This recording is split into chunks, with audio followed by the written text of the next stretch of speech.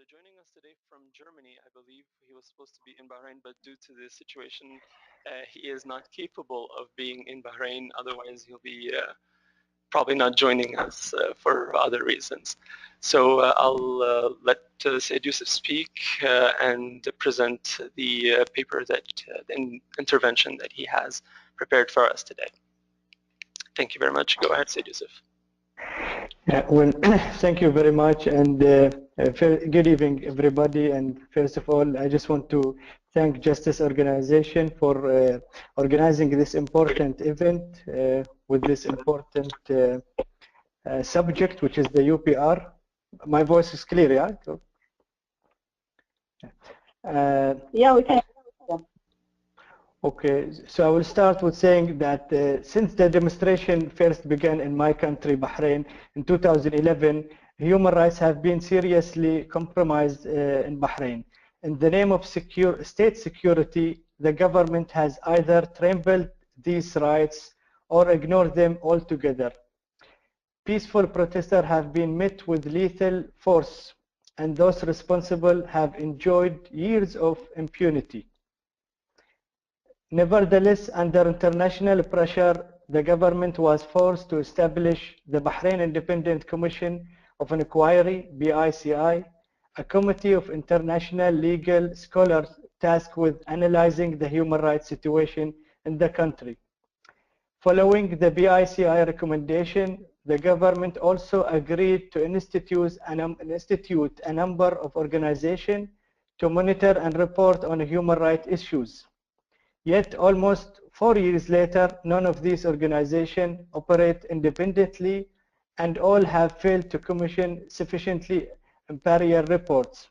Even if they did, they lack the authority or influence to effect any lasting human rights reform.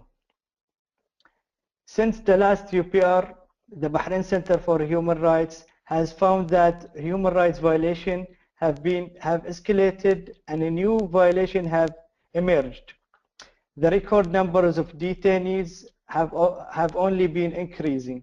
Security forces have launched dozens of campaigns of arbitrary mass arrest. Also, we continue to document serious human rights violations committed by security forces in Bahrain, including, among others. I will start with torture, which is an ongoing practice in Bahrain. Torturers are never held accountable for their crimes. Last year, several security forces tortured an inmate to death after leaving him suffer for hours unattended. The second is enforced disappearance. We have also documented more than 200 cases in approximately 7 months during the period of disappearance, which range between 1 day to 3 weeks. Victims are denied access to legal, consular, and process due is not followed. They are also forced to confess under torture, which compromise them having a fair trial.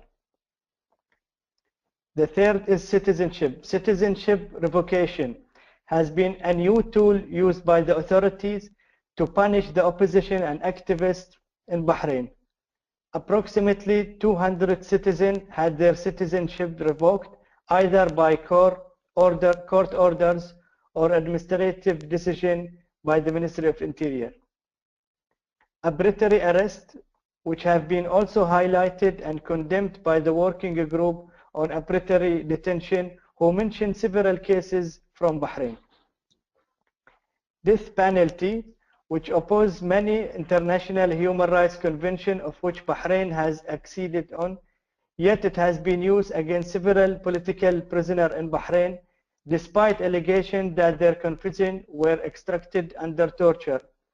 Just a month ago, the court upheld the death penalty against 2 political detainees and victims of torture. Last month also, Human Rights Watch published an 80-page report enumerating the extensive abuse committed and still being committed by the Bahraini security forces.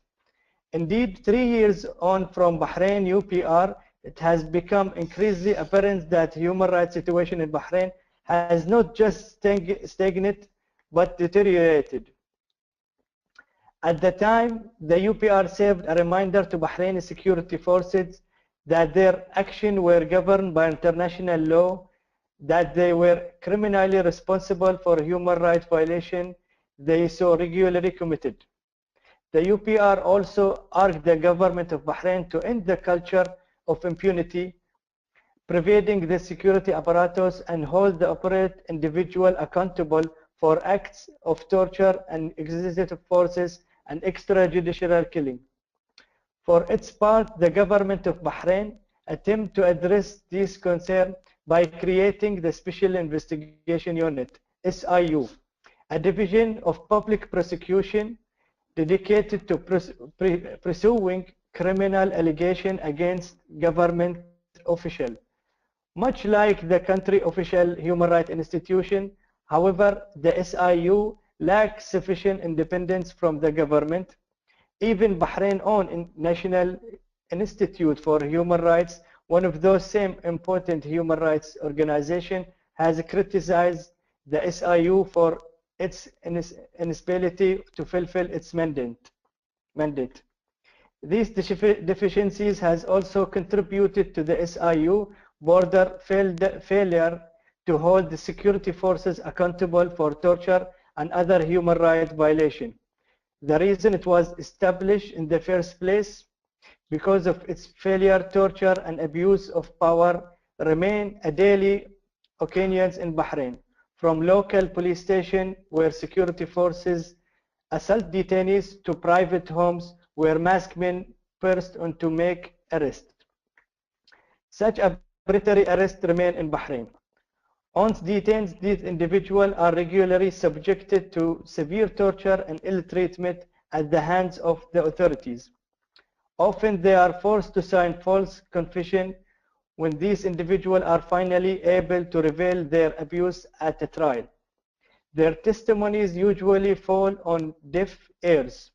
Worse yet, the courts routinely accept their recanted confession extracted under torture and proceed if it is nothing were amiss.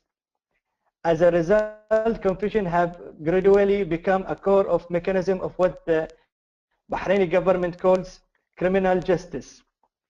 These blatant violations of human rights cannot go unpunished. The people who take the advantage of their power and position to carry out such abuses with impunity should be held accountable for their crimes. And it is not just a matter of individual justice. Bahrain will never be a free country until the perpetrators of repression face judgment for their crimes. Only then can there be a true, honest reconciliation in Bahrain. And thank you very much.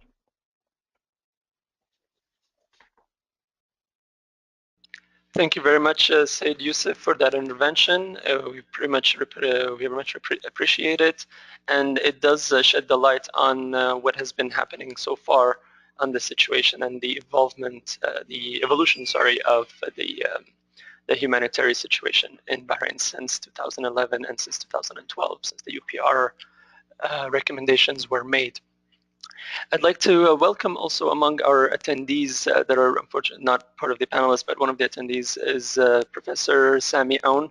He is a professor at the University of Sherbrooke here in Quebec in Canada, who was very kind to actually attend this webcast and conference with us, and he said that he was very interested in showing this to his geopolitical and political science students in order to make them and raise their awareness to the situation in Bahrain and what's going on in there. Now I'll introduce the next panelist on the board here, Shanaz Said. She is a policy researcher at Bahrain Institute for Rights and Democracy. Just a moment. Shanaz, go ahead. You have the board. Thank you. Firstly, thank you to Justice for Human Rights Organization for holding this event. Okay. So, since 2011, the arbitrary use of force against protesters and the increasing use of repression has both damaged Bahrain's international reputation and has also complicated its relationship with many of its Western allies, including the UK and the US. Despite its size, Bahrain is critical to many of the UK and US's interests. For the UK, it's one of its closest allies in the Gulf, with its historical ties and growing business and military partnerships, while for the US, it plays a key role in its regional security architecture, hosting the US Navy's Fifth Fleet and its designation as a major non-NATO ally since 2002.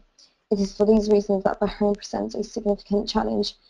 While it's both vital to their interests, its human rights record is entirely at odds with their liberal and democratic values.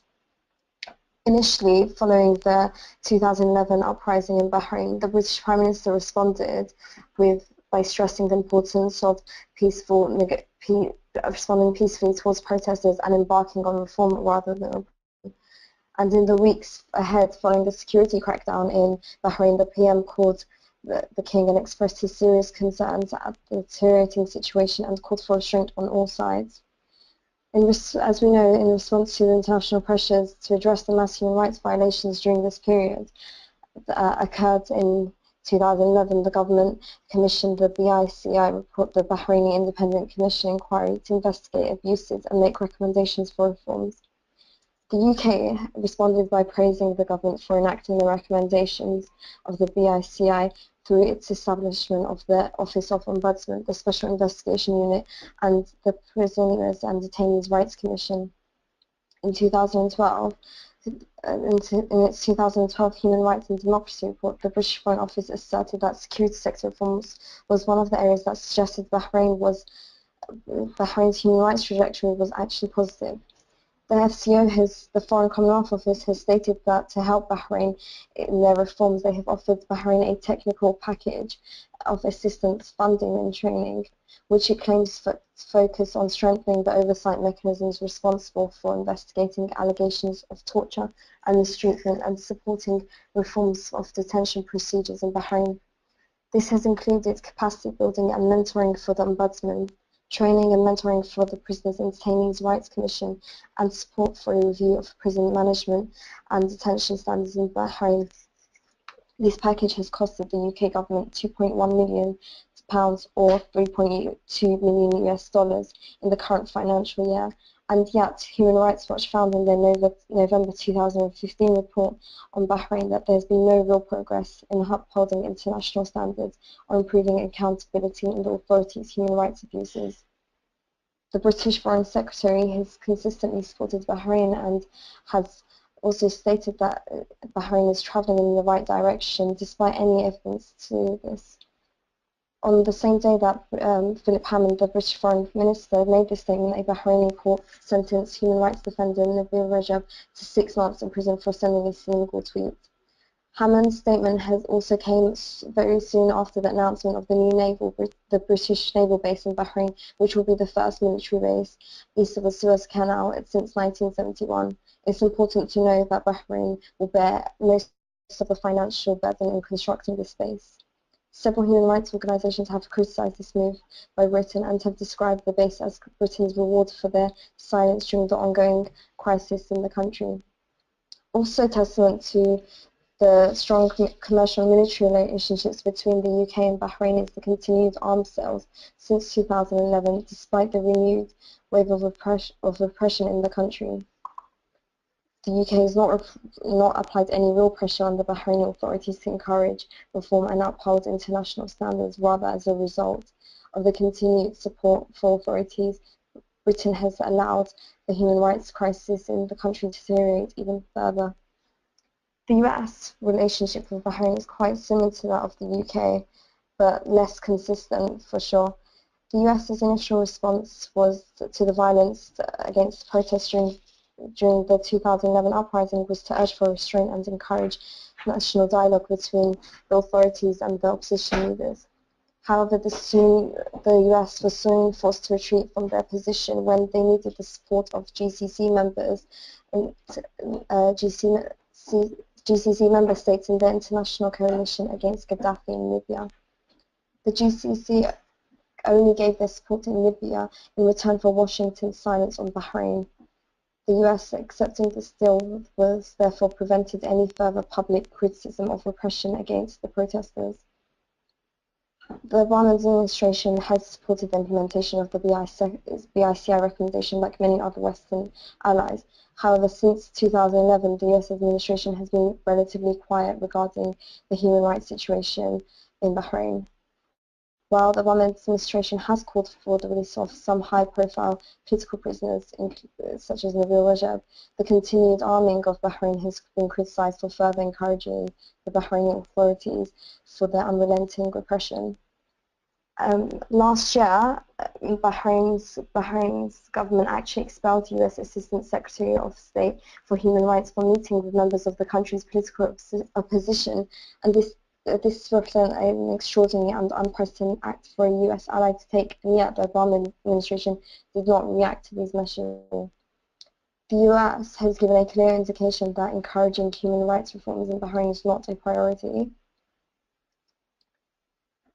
while applying some pressure on authorities to defend human rights and the rights to freedom of expression. By and large, the US has followed the UK's position where they've expanded their military bases and maintained their arms sales despite unfolding human rights crises.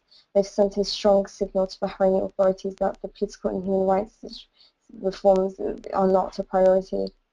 As a result, Bahraini authorities have felt little pressure from their two key allies in the Western Balkan reform, allowing the human rights situation to deteriorate further. Internationally, there has been tremendous criticism of Bahrain and several initiatives to encourage reform.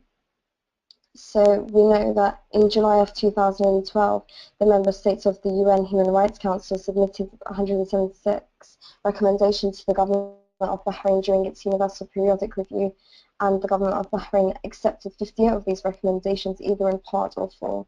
A number of European states called for the releasing of all prisoners of conscience and adequately criminalizing and investigating torture in Bahrain. However, none of these reasonable demands have been implemented by the authorities.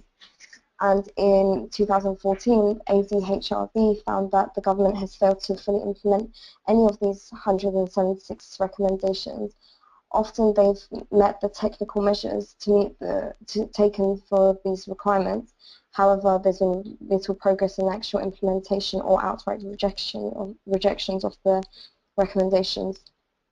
ADHRB, BIRD, and BCHR in November 2015 also found that 4 years after the release of the BICI, only 2 out of 26 recommendations have been fully implemented, while 24 remain either partially implemented or not at all. So you can see there's been a clear lack of progress in human rights, despite the several initiatives that have been introduced. In the European Parliament resolution of 9th of July 2015, in the particular case of Nabil Rajab, called for the immediate and unconditional release of all prisoners of conscience, political activists, journalists, human rights defenders, and peaceful protesters held by Bahraini government, including Nabil Rajab and Sheikh Ali Salman, and the Bahrain 13. Such measures have put pressure on Bahraini authorities to commute the sentences and issue royal pardons following substantial international pressures that have been applied to particular cases. So, for example, King Hamad issued a royal pardon freeing Nabil Rajab after the European Parliament's resolution. And in the case of Sheikh Ali Salman, international pressure resulted in the court acquitting him of seeking to overthrow the regime, a crime which can carry up to a life sentence. Rather, he was convicted to 4 years in prison on the lesser charges of inciting disobedience and hatred against the regime. These are small human rights victories, like the release of Nabil Rajab and the reduction of Sheikh Ali Salman's term, have been achieved through international pressure. Leading human rights organisations, including Amnesty and Human Rights Watch, have committed their own thorough investigations into the human rights violations and have made several recommendations to both the government of Bahrain and Western allies to encourage reform. However, this has had little impact within Bahrain. While there have been these small victories for human rights, until Bahrain's key allies take a strong stance against the imprisonment of government critics and the continued use of torture and the total absence of government accountability. Unless these allies actively encourage meaningful reform, it's unlikely that we're going to see real progress from the Bahraini authorities. Thank you. Thank you very much, Shanaz, for that valuable input to demonstrate how the impunity measures and accountability is pretty much, well, the impunity measures are increasing and the accountability is still not developed at all in the kingdom since the UPR recommendations were made. Now we go on to our next presenter, Mrs. Farida Ghulam. As I presented her earlier, Mrs. Ghulam is the Vice President of Waad Society in Bahrain, as well as a member of the Bahrain Human Rights Observatory. Mrs. Ghulam, you can go right ahead and have your intervention, please. Yes, thank you very much. I'd like, first of all, to give an assessment of these core institutions that were established after the BICI report as institutions targeting justice and doing accountability and doing repair and launching national reconciliation. Among these key institutions is the SIU, the Special Investigation Unit, and the Ombudsman Office of the Ministry of Interior, and the National Institution of Human Rights. If we take a brief look at the SIU's achievement, we will see that its practices have enforced all these perpetrators and violators to be, just to get away with all the violations that they did, although their mandate was very clear. Their mandate reads, investigate deaths and torture since February 2011, and through a national mechanism that should be sustainable and hold officials responsible for the atrocities accountable according to international standards of superior responsibility. In February 2015, the chief of SIU said that 70 members of police security forces, were referred to courts. 15 of these personnel were at high level, and 55 of lower ranking members. But he failed to say the results of these court hearings and the sentences. But we have, followed all these cases and discovered that throughout the years from 2011 till 2014, there were 3,054 cases of torture and ill treatment. 3,504. 3,054 cases. In 2014 alone, there were 390 cases. More than 50% of these cases were torture cases. Torture now is inflicted in the Criminal Investigation Directorate to false confessions and for revenge or punishment. And or sometimes it's based on the sect of the arrested. The BICI recommendation was very clear that all these cases be accountable and held in courts, but nothing of that sort happened. We have procedures, we have paperwork, we have reports, but a recommendation like having the special rapporteur on torture, like Joan Mays, his visit was denied twice, and nobody still sees him in Bahrain. People of Bahrain really wait for his visit, especially those who were jailed and tortured. Among the 13 recommendations in the 2012 UPR regarding criminalizing torture, none were implemented, and we follow cases of torture in social media and in reports of human rights organizations inside Bahrain and outside Bahrain to know the reality of torture that's going on. If we discuss the killing cases that happened since 2011 to 2014 and follow the sentences or the processing that happened in our courts, there were a total of 166 cases. 20 of them were due to torture. In 2011 itself, the number of killing cases was 11 cases. And this was mainly after demonstrations, peaceful demonstrations. Now, what was the accumulative result of referring these accused to courts? Only 12 cases were taken to court. Out of these 12 cases, 12 employees of Ministry of Interior. Out of these 12 members, 8 members were acquitted. 8 members were acquitted, and then 1 had a reduced sentence. These are all killing cases, cases that people were killed, murdered. This personnel got reduced verdict from 7 years to 6 months. Another person,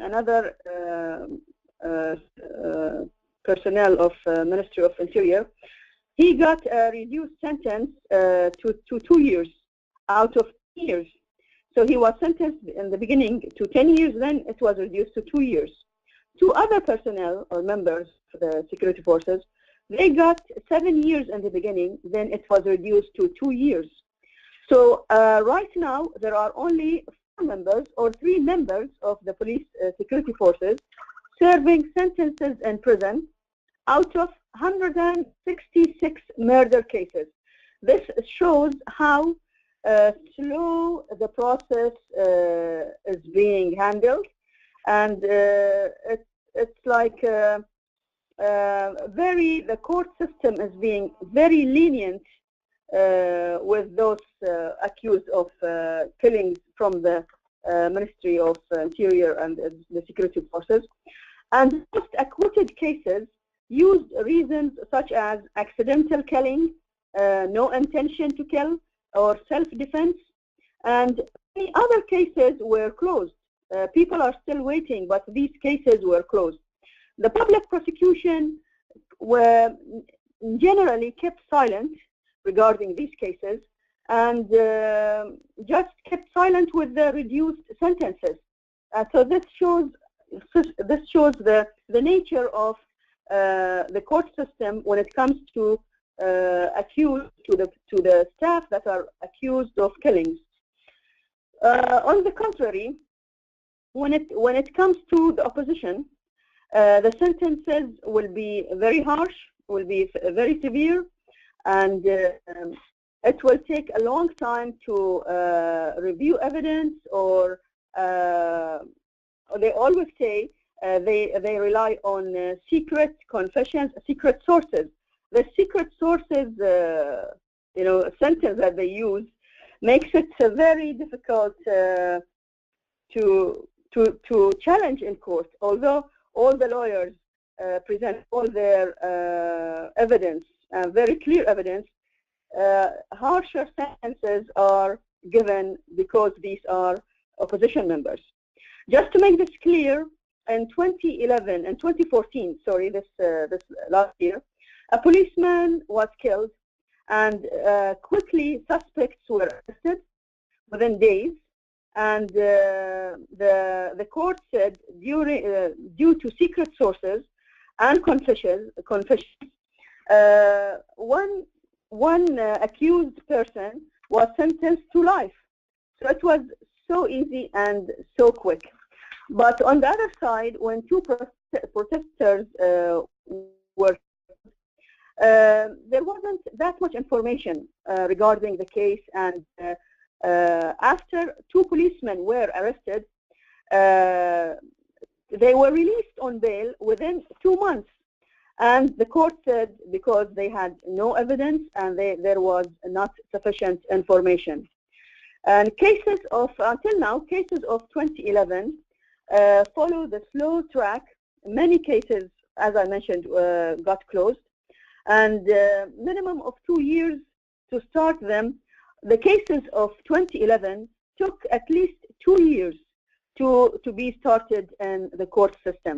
And I think the Human Rights Watch reports explain very well the system that is giving these perpetrators and these accused personnel from the Ministry of Interior, how it's giving them reasons to get away with the violations, and how it uses counter evidence from secret sources and confessions under torture to give harsh sentence to opposition members and protesters. So this is the net result of the work done by the SIU. So the Special Investigation Unit did not really do justice or implement its mandate. What it's doing is taking its time. It's like dripping drops in an ocean of violations, and making report, like public relations report. And it is like they think that this process is comfortable and it can go on for years. So they are not in a hurry to close the file and engage in national reconciliation. If we talk about the Ombudsman Office, that is that they claim to be independent, but they are attached to the Ministry of Interior, they issued their second report covering the period from May 2014 to April 2015, and they said that a total of 908 complaints they got during that period. They also praise their procedures to be upgraded to electronic system for complaints. They say that they've issued an office at jail prison. They've put complaint boxes in police centers. They have new sections in jails. And they have separated the young prisoners from the older ones. And they have assistance services that were positive in several cases. But they don't speak of any effective investigation. When they go see the prisoners in prisons, and they hear about torture and about ill treatment, what they do is they just file that and they write that in their report, but then you don't know what steps were taken next or how their investigations were effective. They also claim that a number of police officials, police staff were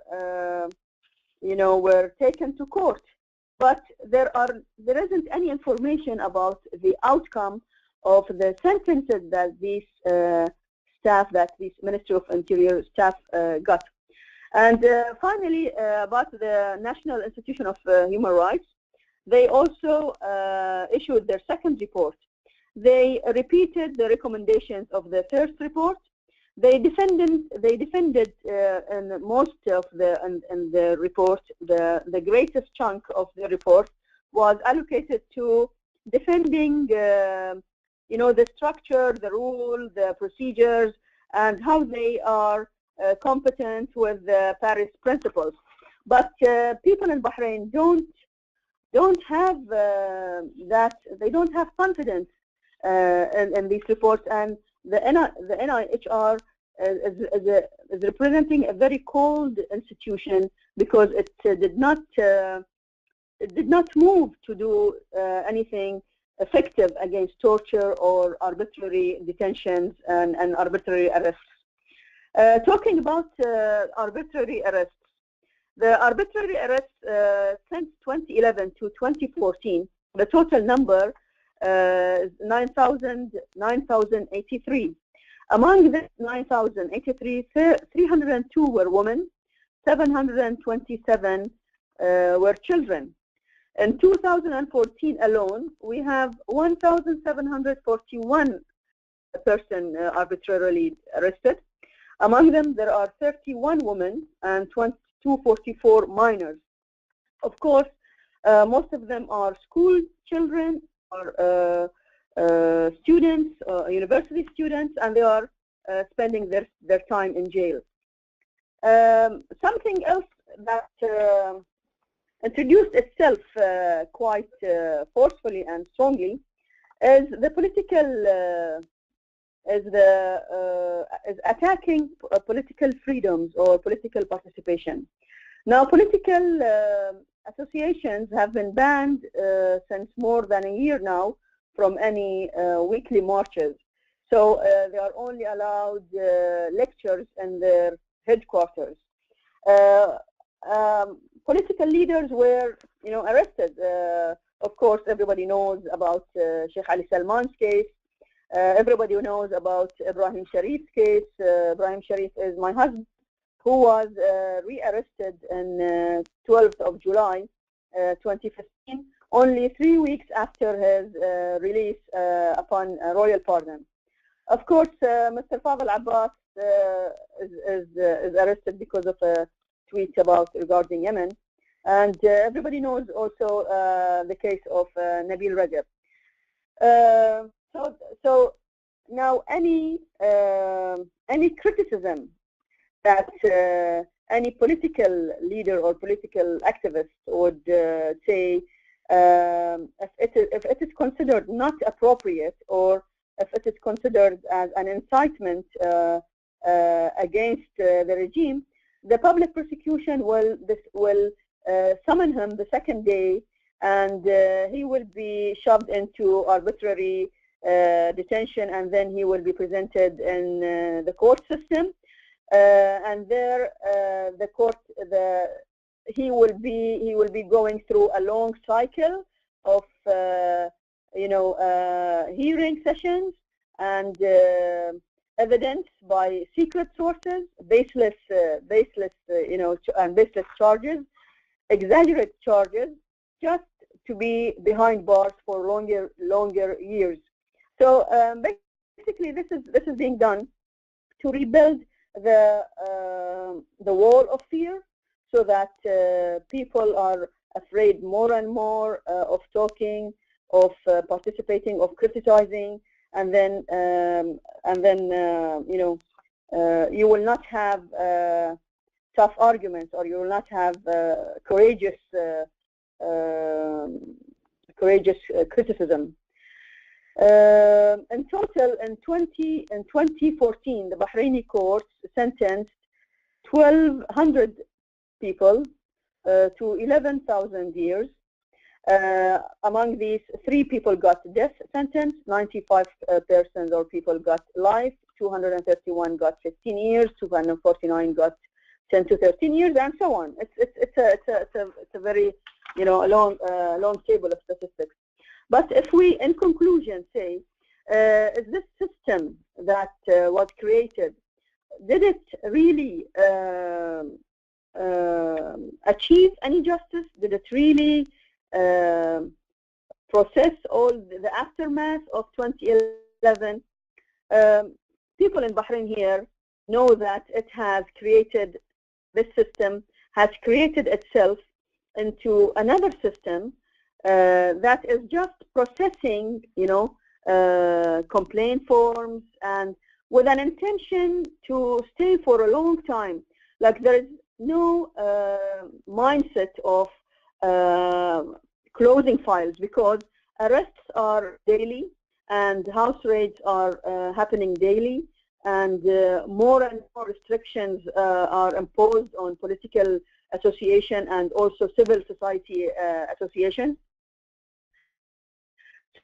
So as living, but only to write reports, paper reports, and defend these reports in international, international meetings to say that Bahrain is on the right track. They always speak about achievements. They speak about progress, but people on the ground here see the reverse.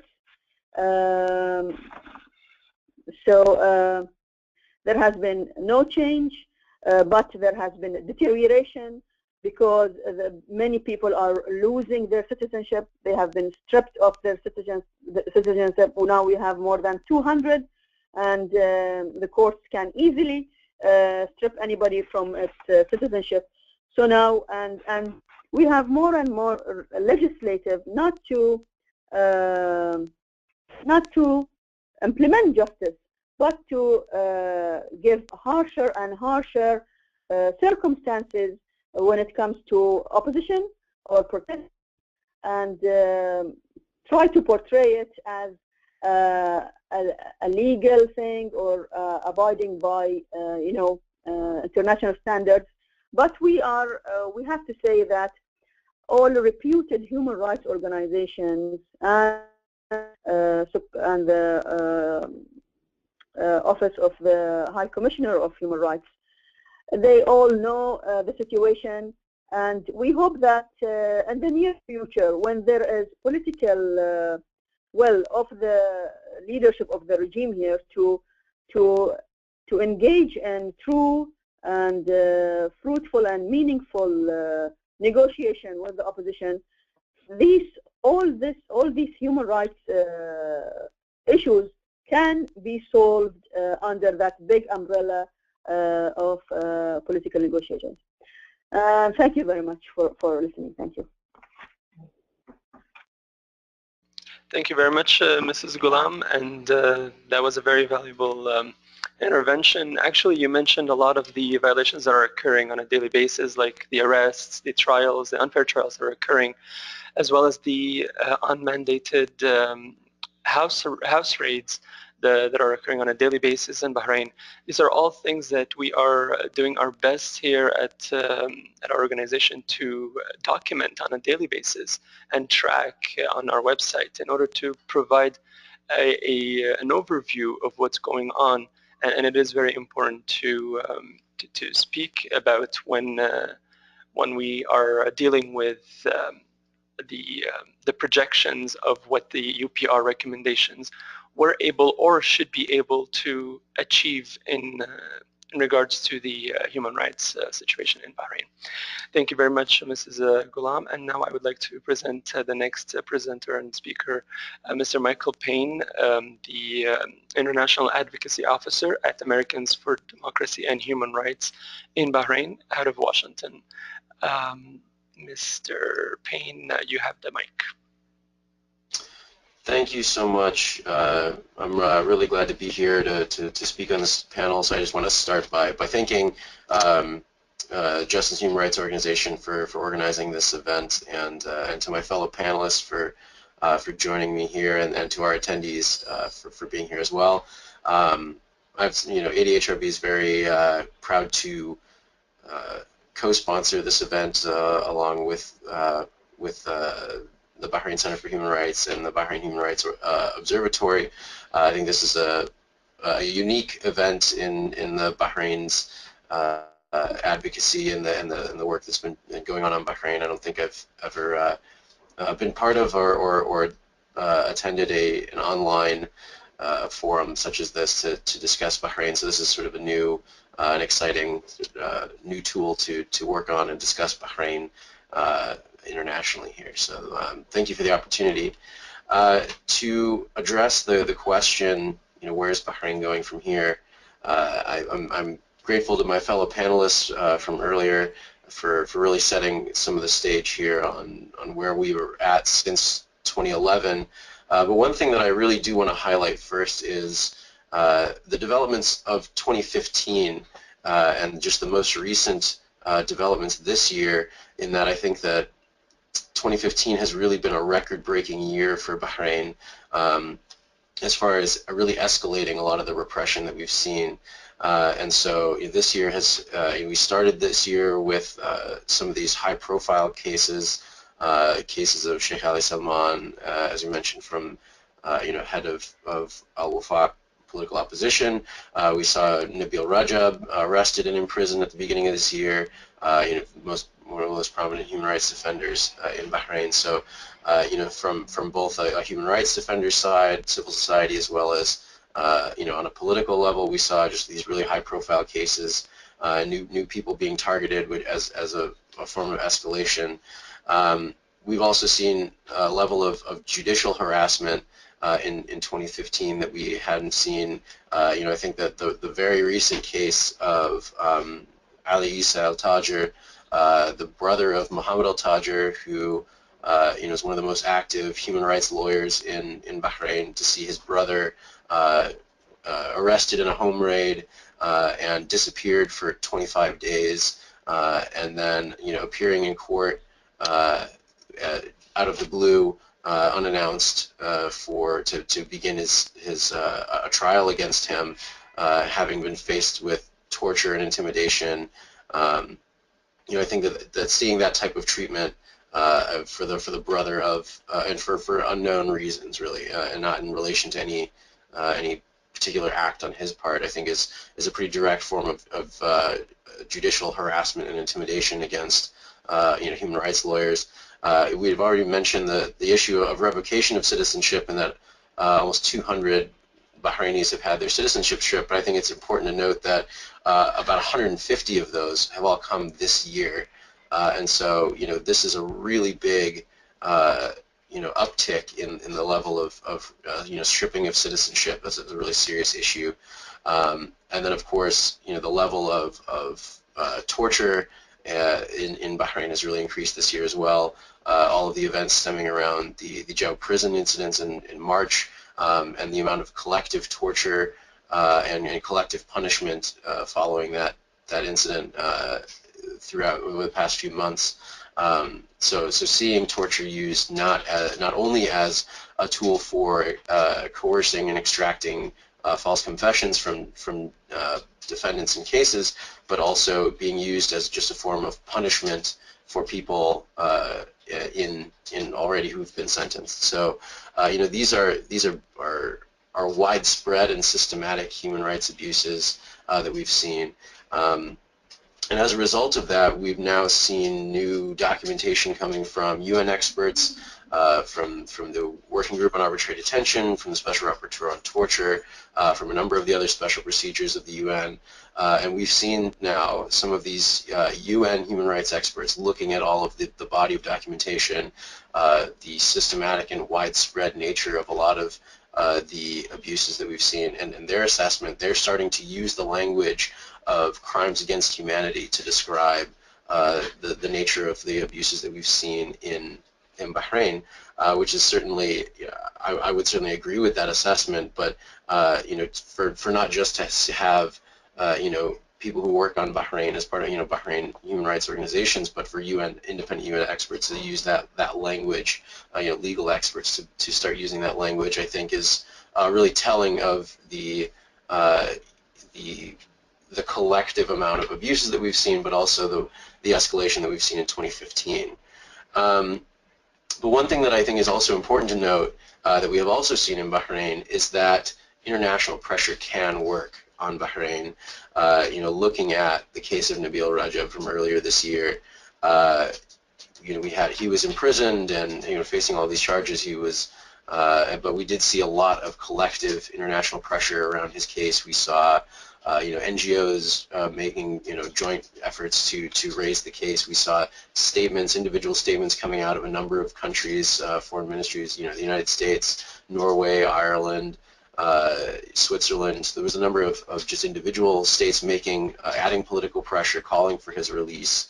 And then we had also the pressure that came from the European Parliament in a urgency resolution that was issued in over the summer, and we saw 1 week after that urgency resolution came out of the European Parliament was when the King decided to pardon Nabil after he served 4 out of the 6 months of his sentence. But we did see a reaction. We did see a positive result from that, even though it may be just a small win on an individual case, but we do see it work. Also, with the past joint statements that we've seen come out of the Human Rights Council, the UN Human Rights Council now has made 5 different joint statements on Bahrain, addressing the human rights abuses that we see there. And so when we saw in the past, throughout 2013, early 2014, we saw a string of 3 successive joint statements in sort of quick order. And so seeing the amount of collective attention and collective political pressure from the international community on Bahrain, I think if you look at trends in the country, we saw 2013, early 2014, Bahrain was a bit more cautious in implementing some of the repressive laws that they had on that was the part of the system. You saw the level of arbitrary arrests go down slightly, but then and you didn't see really prominent cases, prominent political opposition cases, prominent human rights offenders, weren't being arrested during that time. But then we saw a gap. We saw a lack of attention since June of 2014, and then throughout most of 2015. And without that attention, without that pressure, we've seen the situation really deteriorate now. We've seen these high-profile cases, be targeted. We've seen, all of the things that we've been talking about here, and this big uptick throughout 2015. And so I think that that's really important to note. But that we're seeing how international pressure can result in things on the ground. And so we're really glad to see in September of this year a new joint statement come out of the Human Rights Council, coming back to raise the cases, raise the issues that we want to see addressed in Bahrain, and so to sort of refocus international attention. And so hopefully looking forward, we can continue to then build off of that and see further pressure work to address a lot of this escalation. And so I think that also part of that gap in the pressure that we saw, we saw distraction from some of Bahrain's key international allies. Looking at the U.S. perspective there, we saw all of the situation with the Iran nuclear deal and the desire to reassure Gulf allies. I think that also sort of played a role in some of the lack of pressure. But so it's important to really refocus international attention on Bahrain now and bring the pressure back, especially seeing the level of deterioration that we've seen, seeing the use, the assessment of the crimes against humanity by international experts, and it really shows the need to bring attention back to Bahrain, to bring that international scrutiny back to Bahrain. So going forward, we really need to bring that pressure and escalate. And I think that right now we see a couple of big opportunities. We're coming up on the 5th anniversary of the protest movement, the events of 2011, and so sort of an anniversary year that let's go back and reassess where we're at. And if we look at where we were at in 2011 versus where we're at now, you look at all the abuses that happened following the protest movement. There was a lot of you saw sort of knee-jerk reactions from the government to clamp down on everything and just have a bunch of initial human rights abuses. But what we've seen since then now is a lot of these types of abuses institutionalized. We've seen expansion of the legal framework for repression, and I think that this is a systematic issue that's then developed since then. And that sort of brings me to the other opportunity for 2016 as the premise of this discussion is the UPR process. And so 2016, Bahrain will begin its 3rd cycle UPR. And the UPR mechanism is really designed to address systematic issues that are existing in a country. It's not really designed to address one case or another case or some individual event that's popped up to address or raise concern about, but it's to really take an opportunity to address a lot of the widespread issues, a lot of the systematic issues, a lot of the institutional issues that we see. And so I think that a big focus of this coming UPR should be around the institutionalization of a lot of this, of the repression that we've seen in the country. And so I also think, though, even though this is sort of an opportunity for the international community to come together and really scrutinize Bahrain, to look at, and to really analyze the trends that we've seen, I think that the international community, at this opportunity will sort of realize the level to which things have really deteriorated and really see the need for a little bit more urgent action than just the cyclical review of the UPR. And so I'm hoping that through the work of different organizations, through human rights defenders, and to bring and raise these cases to states, and that you will see greater international pressure on Bahrain going into 2016. And so as far as where do we go from here, how does Bahrain look in the future? Predictions or projections is, I believe, the sort of topic area that I was given to discuss. And I think that without further international pressure, without further international attention, that we've seen what Bahrain will do when left to its own devices. And I think that that's sort of a scary situation to see. And I think that without the additional international pressure and attention, that Bahrain could easily become really a bigger tragedy waiting to happen, and that seeing Bahrain continuing to increase pressure to create and stoke sectarian tensions within the country, and remove peaceful voices, peaceful leaders from the equation.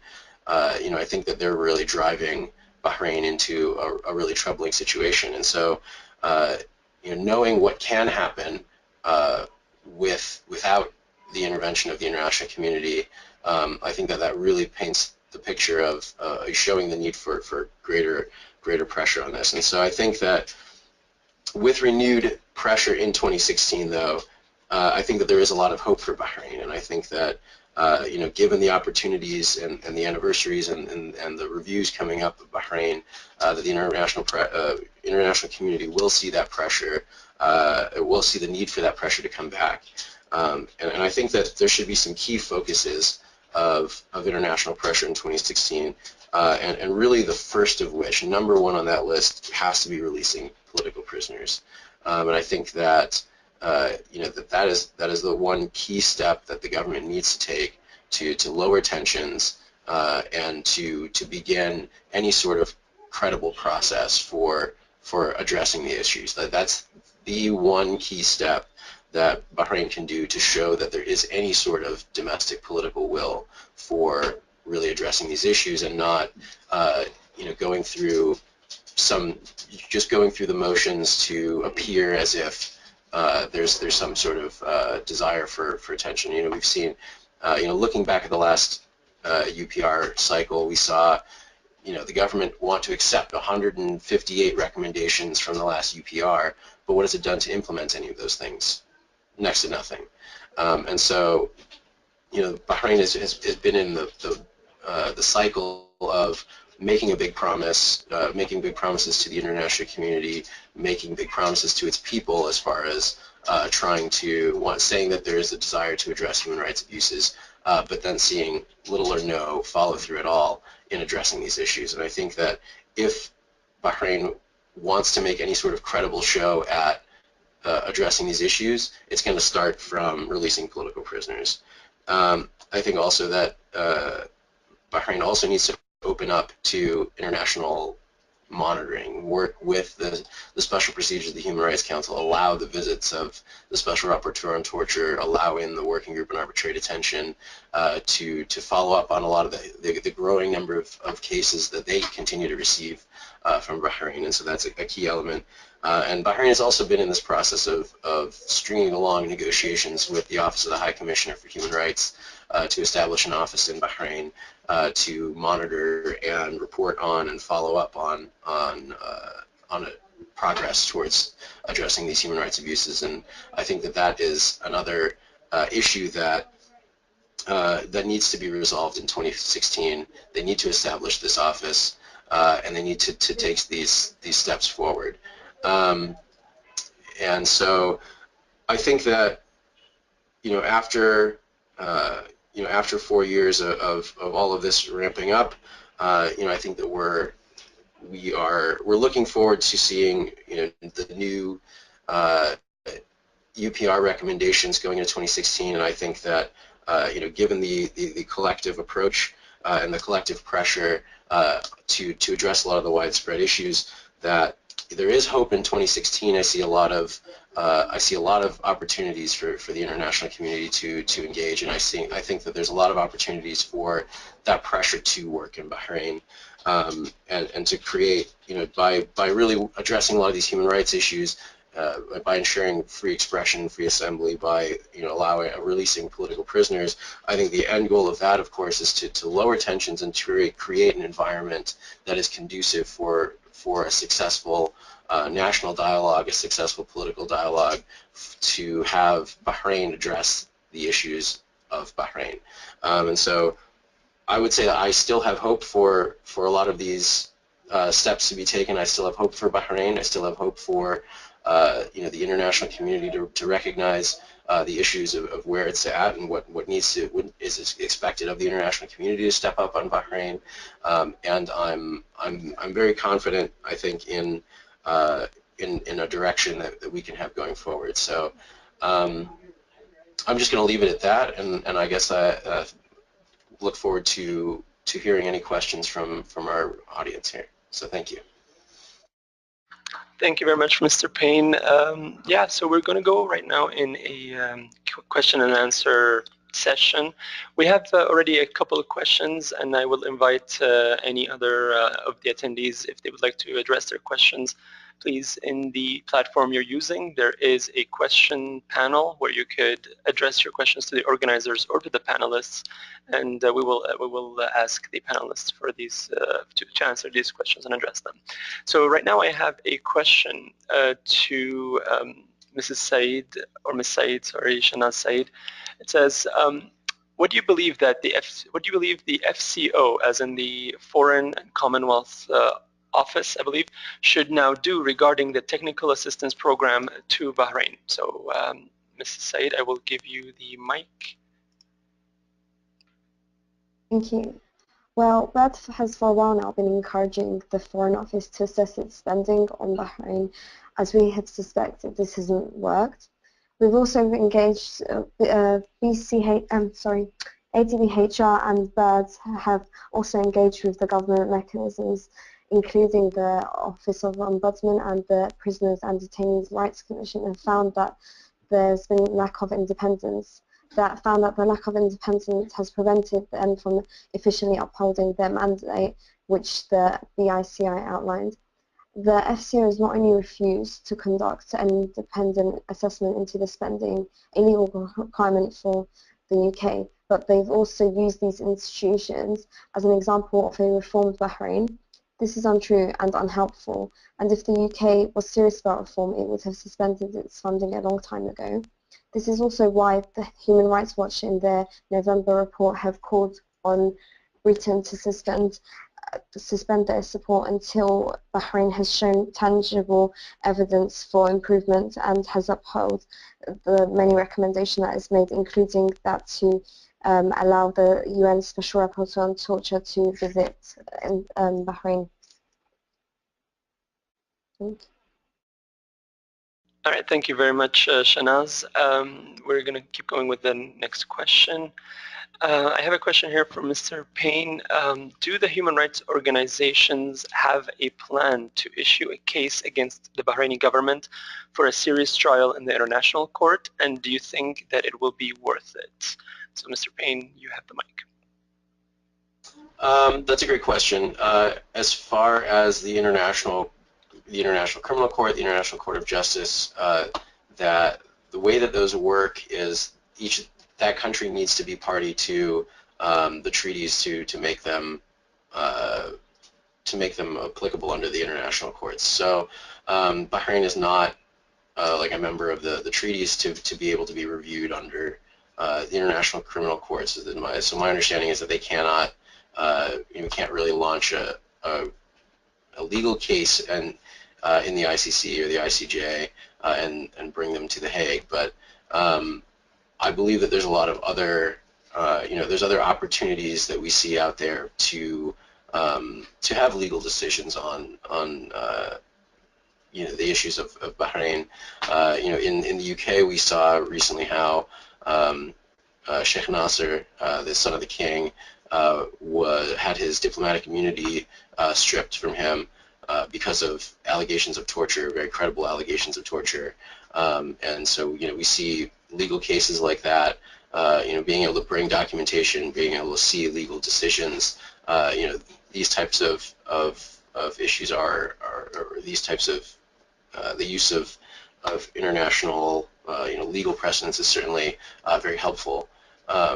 So I think that we can look forward to seeing maybe the use of some more national courts or in other countries where because torture is a crime that is able to be prosecuted internationally, that there's no sort of area of jurisdiction or statute of limitations, for that matter, on issues of torture. And so I think that there's other opportunities outside of the sort of politicized nature of the ICC or the ICJ for cases to be made on Bahrain, and I think that that's another mechanism that should be engaged more.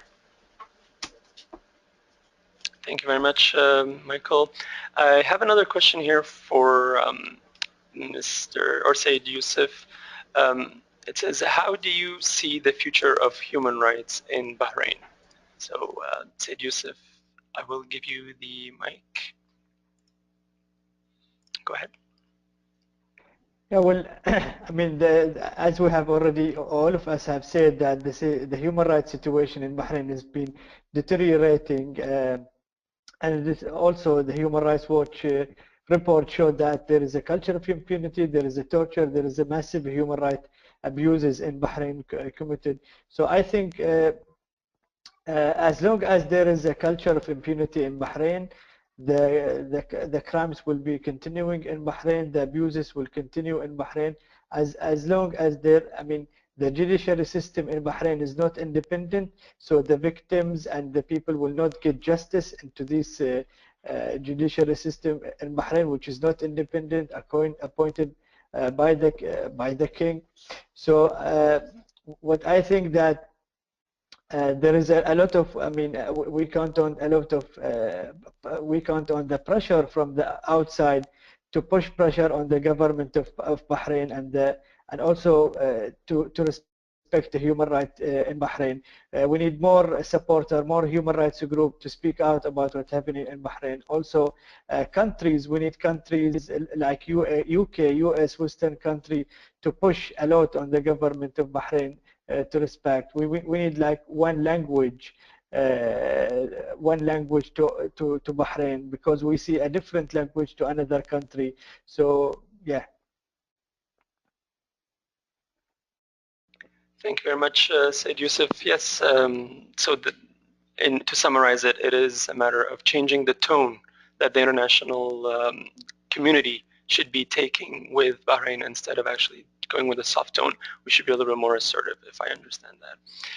Okay, so I have another question here from Mr. Payne. Many cases have been documented. Is it going to be in the drawers only, or is there something that will be done about these cases that are being documented? So, I mean, I think that's a good question, and I think part of that is on us as human rights organizations to take those documented cases and use them to demonstrate the issues that we are observing. To see to take those two governments and say, this is what the situation is, this is the case, this is what's going on, and this needs to be this needs to be an issue that's addressed by whatever your country is, the U.S., the U.K., Uruguay, anybody should be, should raise the issues of Bahrain and show their concern and add political pressure on Bahrain to address these cases, to address these issues, and to stop their stop their systematic abuses. One other thing that I think too that these cases, this documentation has also been useful already, that it's not just sitting in our drawer. You know, when we do documentation for ADHRB, we have a large program to you know, both document but as well as report this documentation to UN experts, to the special procedures of the United Nations, so the Working Group on Arbitrary Detention, the Special Rapporteur on Torture, Special Rapporteur, and so on. So, you know, we have a very active program submitting complaints to these different institutions to try to find some level of international redress for these victims who you know, have no opportunity for redress in Bahrain. And so, because these bodies now have been seeing you know, a growing body of documentation that comes from UN experts now, who then take up these complaints and file decisions and make sort of their own assessments and rulings on what is going on there, and having this growing body of documented cases from the UN, this is why we see international legal experts now starting to use the term crimes against humanity for what's going on in Bahrain, and that's some really powerful language, and that's some really powerful assessments that then you know, is something that the international community sort of, you know, perks up and listens to when you have UN experts using that type of language. And so especially now when you see going into the next UPR cycle for Bahrain, when the international community is going to take its turn to sit down and assess what's going on in Bahrain, for them to now look at the new body of documentation that's come up since the last UPR, and they say, well, Bahrain, you said you were going to address all of these issues in the last UPR cycle, and clearly that's not what we've seen happen. What we see happen is now all of these abuses happening. We see this body of documentation, and we see UN experts saying that they're concerned about crimes against humanity in Bahrain. You know, that is unacceptable, and that's something that, you know, we want to see this documentation translate into going forward in 2016 and going forward in this coming UPR process. So I think that you know, that doesn't just sit in a drawer. And so that's that, but really that's on us too. So, you know, on human rights organizations to do the documentation that we're talking about, but also to use the documentation that we're talking about. And it's not also just about raising these cases to governments and to the UN, but I think that more needs to be done as well to raise cases like this, or raise attention on this in you know, in the media, or in sort of grassroots outreach, to see you know, more people aware of the situation, to see more people concerned about the situation, you know, because looking at the facts on the ground and the facts that we're documenting, I think that it's very natural to see a level of outrage come with that because of the types of things that we're seeing on the ground. And so I want to see more work done to make this more public, to make the media more interested in this, to try to make you know, Bahrain's name synonymous with the torture and abuses that they're committing internationally, so that you know, someone off the street in the U.S. or Canada or the UK, you know, instead of saying Bahrain, you know, what is that, where's that, they go, you know, Bahrain, oh, they're really bad at human rights, like that's what they know. And I think that for more people to know about that, and for more people to be outraged and concerned because of the documentation that we have, I think that that is also going to move Bahrain, and that's something that Bahrain, the current Bahraini government, is you know, very sensitive to and concerned about as well. And I think that if they see their name synonymous with the abuses that they're committing, that is something that will make them think twice about continuing and deepening the level of repression that they are committing. Thank you very much, Mr. Payne. We have a question here for Mrs. Farida Ghulam. It says, why does the government official account take such an important place in front of all the documentation and all the reporting that is presented by the NGOs and the human rights organizations around the world? Sorry, can you repeat the question? Yes, please? the question says, why is it that the official government account takes such a strong place and position in vis-a-vis or in regards or facing the true and reports that are being documented by the NGOs and the human rights organizations around the world? Yes, this is very easy to answer because there is a lot of money poured into the public relations institutions everywhere. And there are tons and tons of money paid to journalists, to public relations institutions in the UK, in the US, or individuals to write distorted reports about Bahrain, or to present the government's point of view. The government has succeeded in fueling or financing this huge mechanism of institutions in Bahrain and outside Bahrain. It's taking these members of parliament and and big numbers like 30 or more, takes them every time to Geneva. It makes a lot of effort to reach diplomatic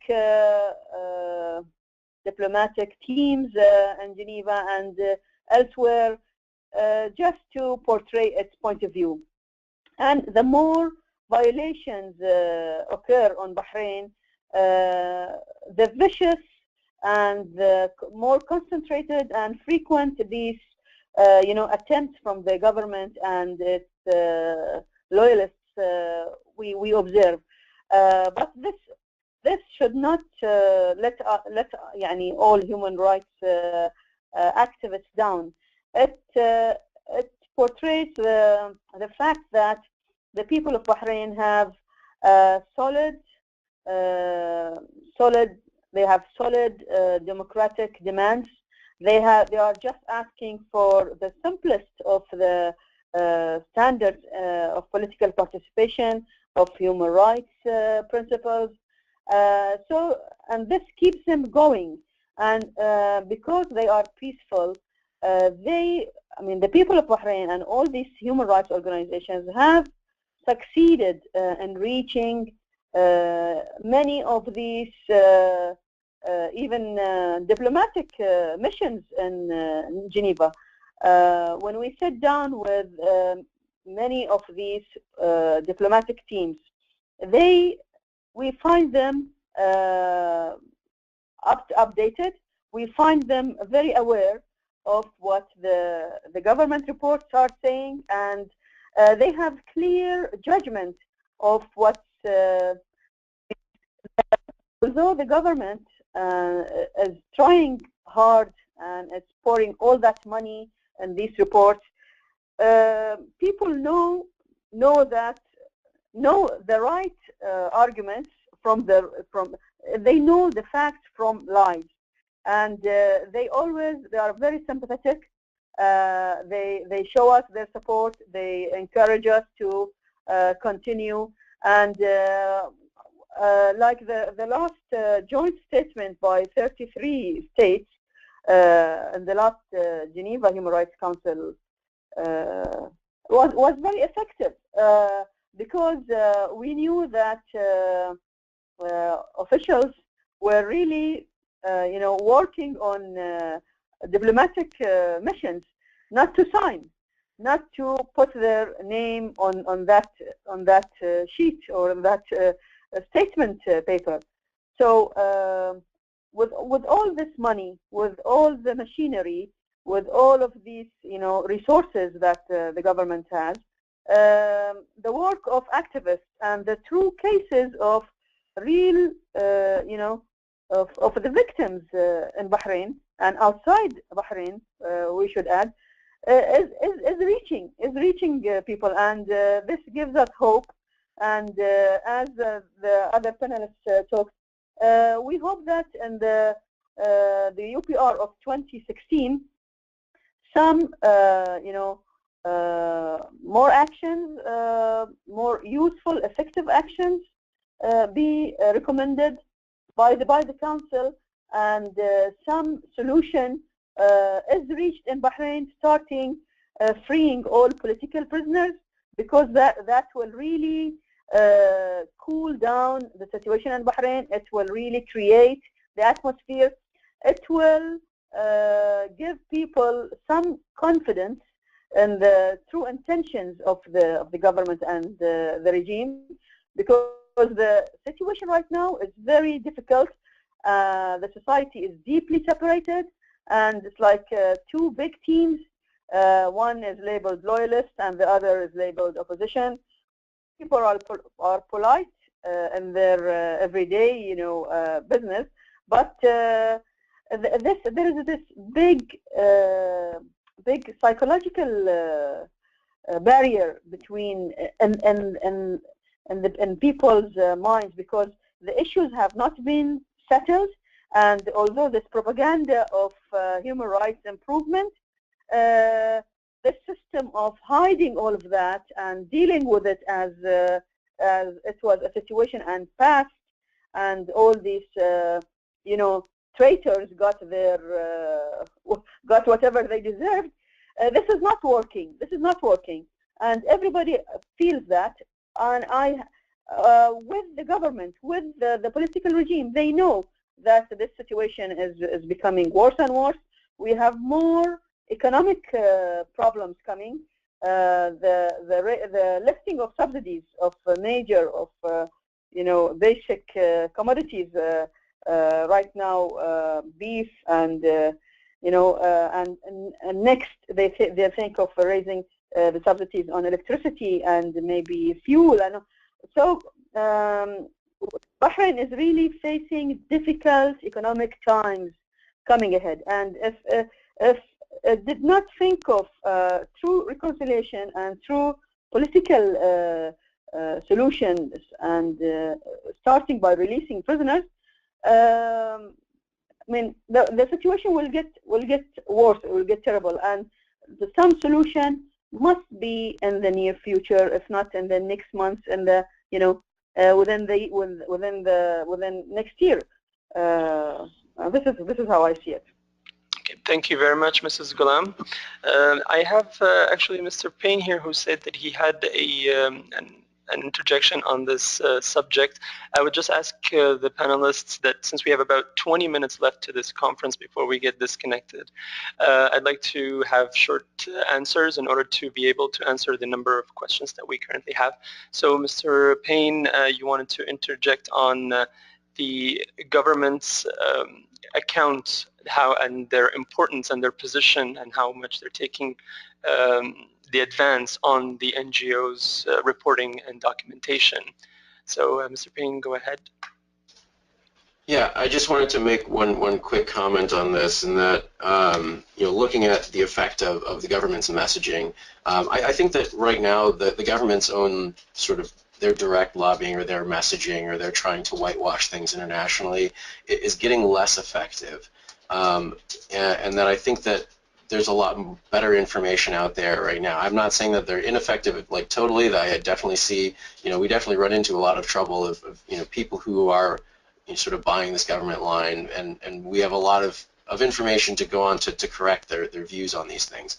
But I think the more troubling thing that we're seeing now, and in particular in relation to the joint statement that you mentioned, that we only have 35 signatories on it, versus the last statement, which had 47. I think that was more a result of the counter lobbying that we saw from Bahrain's allies, like the United Kingdom. And I think that this sort of comes back to the first question that we had on the FCO's role with their monitoring. And I think that really what a key issue for that is that the FCO's involvement in doing capacity building in Bahrain is that is so highly politicized as an element of the political relationship between the UK and Bahrain, and that that it's not there sort of making an honest attempt at reforming these institutions, but it's more giving a sign of positive relationships, but positive relations between the two governments, and then the UK's efforts to or the commitment to just remaining silent on any form of criticism that they may have internally about how those institutions are operating, or remaining silent on any form of criticism against Bahrain for the blatant human rights abuses that we see. I think that that's really the bigger issue, and I think that that's sort of the more effective counter lobby is when it comes from a state that others, a Western country that people respect generally on human rights, for the UK to be counter lobbying on behalf of Bahrain. I think that that's really the more troubling thing than looking at the Bahraini government's sort of messaging. So that was my comment. Thank you very much, Mr. Payne. So I'll go on to the next questions, and I will once again reiterate the shortage of time that we have at the moment.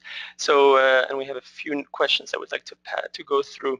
I have a question here that says, more than 4 years now, and there is no serious actions from the UN, UK government, and USA administration.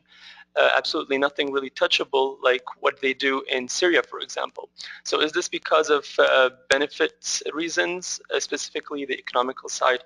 Unfortunately, I don't know who this question should be going to, so I'll just pass it to Mrs. Said, Shanaz, if you would like to comment on it very briefly. I think we have boarded this subject in multiple throughout the conference, but if we could just reiterate a little bit on it, that'll be much appreciated. Thank you. Go ahead. We've not seen much action at all, you're right, by the UK or the US or generally in the international community, and to a large extent that's mainly because of the UK and the US's strategic relationship with Bahrain and the Gulf. Bahrain is obviously very strategic for both of these countries, and in the UK that's been, we've seen that even increasingly in the last few months when the Foreign Secretary Philip Hammond has been over to Bahrain to unveil the new military naval base. The UK has been very consistent with their policies in Bahrain and being very careful to not publicly criticizing what Bahrain has been doing in this renewed wave of repression since 2011. And to a great extent, the US also, they're very worried about sabotaging their strategic alliance with Bahrain.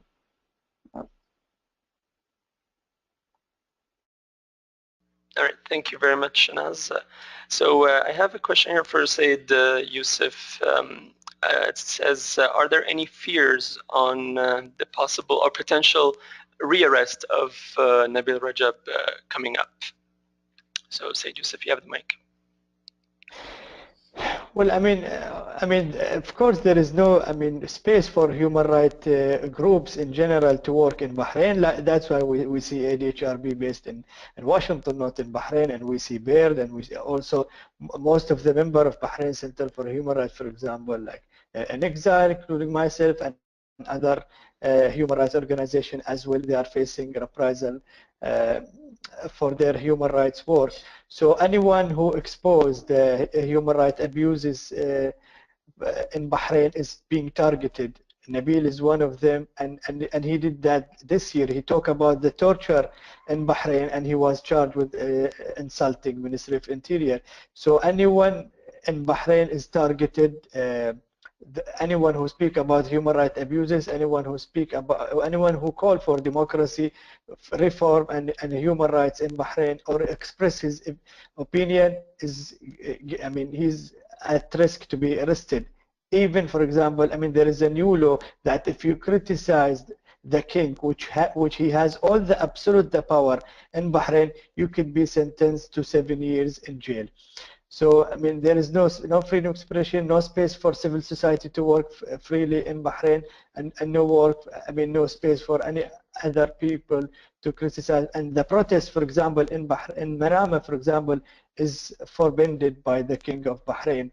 So, in general, there is no, there is no space for protest, no space for freedom of expression, no space for NGOs, no space for political society to work. Most of the leaders right now in jail.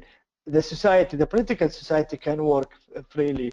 And yes, I mean, Nabil is still banned from travel, and still he has a serious charge. He could be in jail up to 10 years if he was sentenced.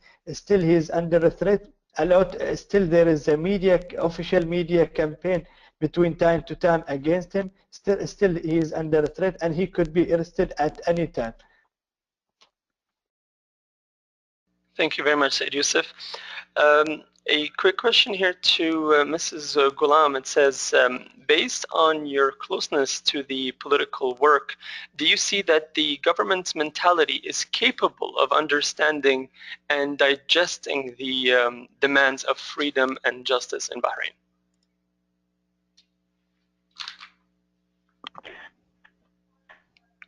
Well, in the past era, I mean, in 2001, the king really did, you know, an important. He had an initiative, and all the political prisoners came from Syria, from you know, from exile, and a new era started. And we spoke about human rights and about improving democracy. Then we had the parliament. Before that, we had the political associations and all of that. But then things started deteriorating. After 2011, after the February uprising, this massive crackdown really took things way back. Now, does the government is the government aware of true constitutional monarchy? Yes. The true pillars of constitutional monarchy is written in the national charter that everybody respects, and everybody went to vote. Because people were given guarantees that things will be truly democratic, and the upper hand would be for the elected chamber over the appointed chamber. But then things started deteriorating, and all these promises were negated. So do they know what true democracy is? Yes, they know what true democracy is, and how the pillars are, and what should be fixed and what should be reformed. Talking about reform in all areas, in the judiciary and the parliamentary and you know, many other areas, and the human rights, opposition has been talking about true reform, and we find this language of reform, the vocabulary only, to be used in, you know, government documents, just as text, but there is no meaning behind that. We had 3 major national dialogues, just to say that people sat together and there were recommendations, and they were given to the king, and reforms were done, and that's it, and it's over. So there is no real intention. The ideas are there. Everybody's aware. People are aware in Bahrain. Opposition is aware. The government is aware. You know, all the officials are aware. But there is no political intention, because there are interests and there are things to be lost if the situation moves and true democracy happens in Bahrain. So this kind of this formula, giving people true participation using democratic tools, affects others, affects the interests of others, and this makes the intention not there until now.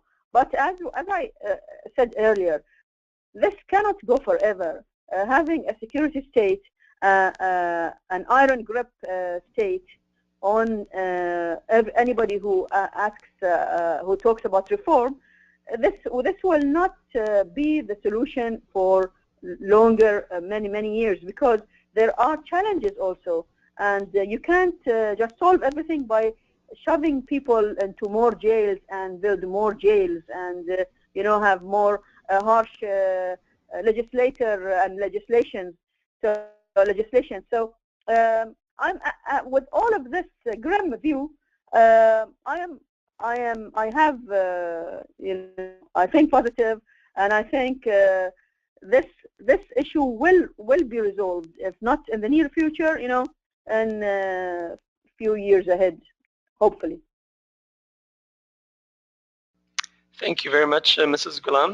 As we're approaching the end of our conference, I have a quick comment here.